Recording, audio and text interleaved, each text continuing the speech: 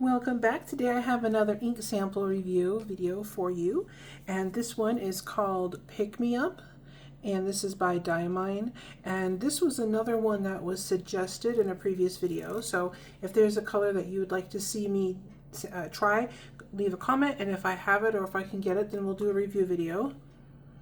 And this one is scented, I think.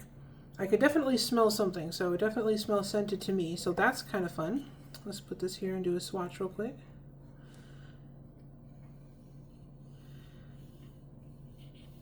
This is a really dark brown. I guess this is supposed to look like coffee. Whoops. Oh yeah, and I haven't just realized I almost forgot to do the little swirls here. There we go. Okay, put a little extra on the side here. But yeah, that's definitely scented. So if you like scented inks, this will be a fun one to try out. Alright, I'm going to try to get some ink without getting it all over the handle. I'm going to actually wipe it off this time because I've been being really bad about that. Okay, Pick Me Up. This is Diamine. Alright. And I'll try to leave a link for this down below if I can find it. I think it was Goulet Pens where I got this one. Alright. Here's how that looks. And I'm going to set it aside to dry under the fan, and I'll be right back. Okay, and we're back, and I put this lid on, and I realize I don't need to shake this. I don't think there's any shimmers in this. I'm going to clean off the handle. Alright. So this is just plain copy paper. And I always like to test the inks on copy paper first because you never know if maybe you're just going to have some cheap paper that you have to use for some reason. You might want to know how the ink will perform. So, alright. Looks okay, not too much feathering or anything, it looks good. Let's set that aside to dry and see how it turns out later. And here is some HP 32 paper, which is also a type of copy paper. Ooh, I think this might have a sheen to it. I can see it around the top, around the cap of the bottle. I don't know if you can see that, but so this might have a sheen. We'll see. Oh yeah, this is laying down much smoother. I'm still learning how to use this nib, so. Okay, this is Pick Me Up. And this is HP 32 paper. Yeah, this ink is behaving very well on this pen. So, with my limited knowledge of ink and how it behaves and all that, maybe this would be considered a wet ink? I don't know. I had to wash it off because it was starting to build up on the handle. Alright, so that's the HP 32.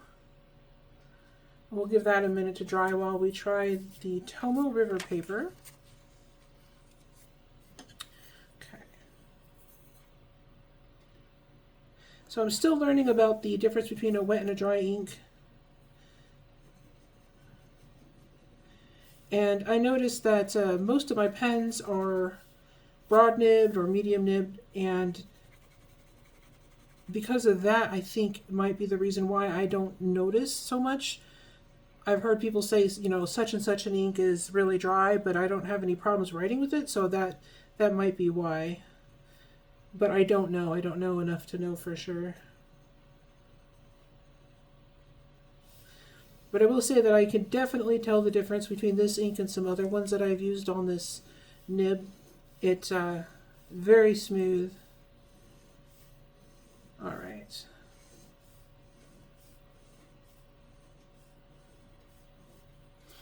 There we go. Yeah, this smells really nice. So if there are, whoops, I'm trying to get the ink off of here. But yeah, if there are any inks you'd like to see me try, or even, I was going to say anything else related to fountain pens, but then I don't see myself trying out a bunch of different pens, any of the expensive ones, but you never know.